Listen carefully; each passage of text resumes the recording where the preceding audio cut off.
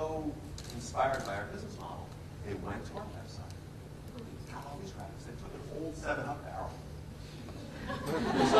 There's some poor 7-Up sales guy looking for a barrel.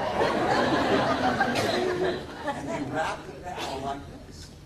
And they created that sign up there. And then at the Whole Foods, over there, if you can see, this is the Whole Foods at Fairfax, right across the road. They built this end cap. And at the Whole Foods in Beverly Hills, this is what they said.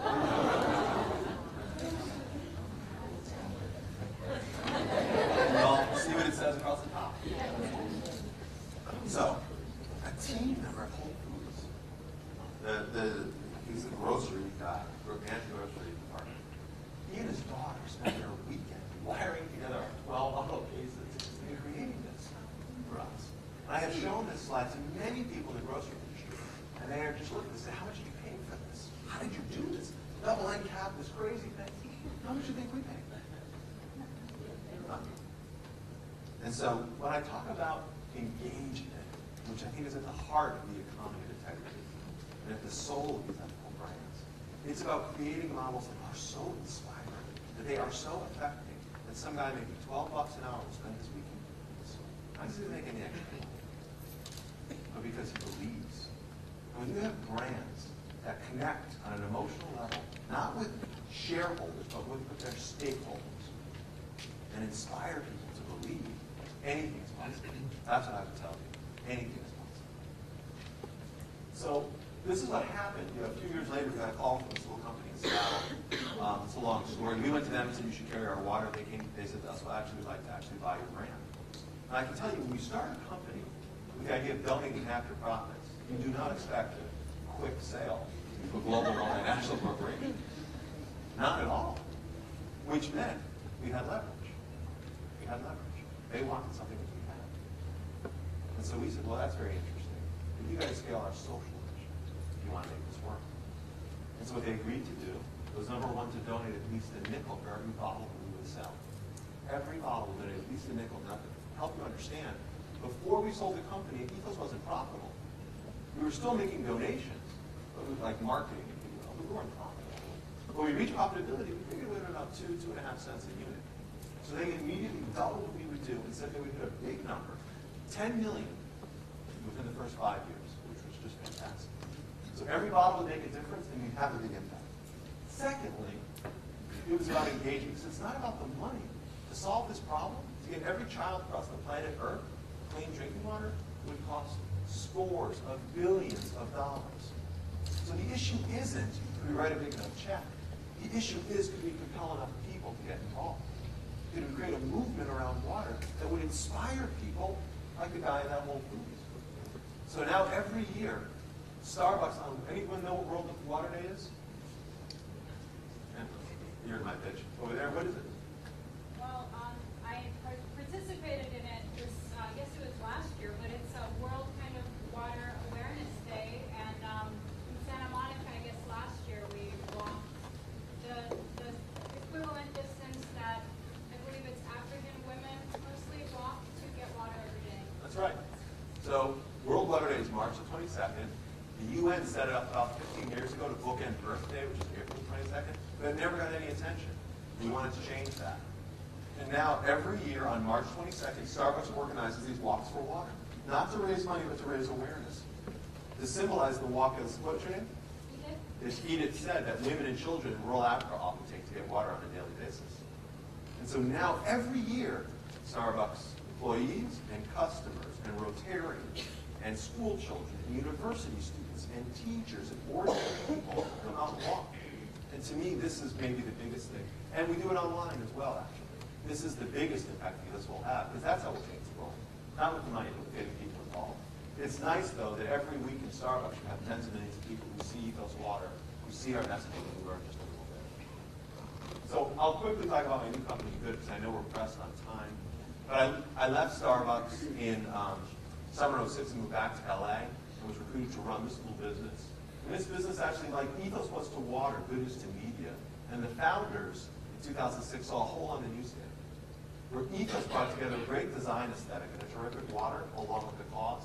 These guys saw nobody on the newsstand who was bringing together entertainment and relevance. Not content that was hard to read or not fun to read. Content that was really inspiring to you, as much as you would The Atlantic or Wired. And a brand that would bring together idealism and pragmatism. That would be both top-down from the point of view, but bottom-up, and allow the consumers to engage in the conversation. That would cover issues at a global basis, but be local and matter in their community. And lastly, take what's best of the publishing industry and media, and yet innovate around it as well. And so that idea is what really is good is all about. And it stands, I would say, as a collaboration between nonprofits, businesses, and individuals who want to move the world forward. This is the ethical, this is another example of the ethical brand. And hopefully the businesses that you here in this room will create. So it's a magazine that you can find at Barnes & Noble and Borders. What's interesting is we have a sort of a design aesthetic that gets a lot of attention, interesting infographics that tell stories in ways that are somewhat unconventional. And at the same time, we do the right thing. So when you subscribe to the magazine for a year subscription, we allow you, the consumer, to donate your fee to the nonprofit of your choice. So when you subscribe, it's $20. We allow you to choose amongst a number of different organizations, some well-known, some less known. So your money matters. And it allows you to get a great product, it allows you to align with the cause you care about. And for me, rather than spending tens of millions of dollars on direct mail and stupid marketing, this is a much more efficient way to bring together an audience, a community of people who care. We're also a website. We've got some former HuffPo people and Yahoo people who built out an incredibly rich online destination where this really lives in a very real way. Because today, many of you in the audience, you don't want to just be told this is good. You want to ask the question. That's what Live Superior is all about. So that's what we do. We do some really interesting videos. So our videos are some of the most watched on YouTube. We have a terrific presence. And in fact, you can see on the left, we just launched a daily news show. 90 seconds, animated anchor, focusing on one issue a day.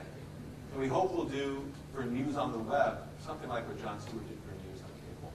Rethink the format and make it better. We do events, whether it's, say, a forum like the one that we did with Wendy Kopp, the founder of Teach for America, or John Wood, founder of Room to Read in New York. Block parties, or we're opening a community center here in Los Angeles next month. That'll be in November at Melrose and La Brea. Magic Community Center that we host, that is curated by all of you. Whether you want to learn about politics or art or design or culture or technology, we'll do it at good. And we innovate. So our magazine has featured everything from party animal stickers to board games to media mobile trading cards. We've done things a little differently. And we just launched a new program called Choose Your Price. What if you could go to a magazine and pay what you want for it? Much like the guys at the band Radiohead did with their album. Pay what you want. Pay $1, pay $1,000. All the money goes to charity. The charity of your choice.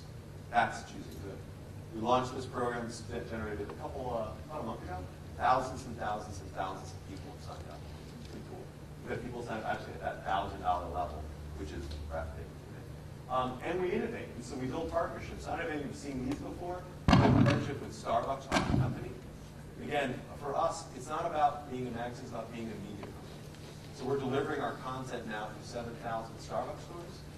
You can go find it. I'm sure the Starbucks store like within 100 feet of here. It's a safe bet. See what we're doing there. We recently launched a partnership with the New York Times. We're producing content for the New York Times. And lastly, we just launched a new title called Good Business, which is trying to take the lens of living well and doing good, of driving collaboration to the world of business. I'm really excited about that. We did it in collaboration with a group called D Corporation, a wonderful, wonderful group worth knowing about. And lastly, what we do is we engage our audience. Engagement, I said, is the heart of the ethical brand. With each issue, we invite our readers to participate in the creative process. And so this was a project that we invited readers to create vote bumper stickers. I didn't do any of these. We did. These are all from our readers. And this is a snapshot of some amazing pieces that they built. You can find them all on our website. That's about it about good. That's my email. Get questions, and thanks for your time tonight.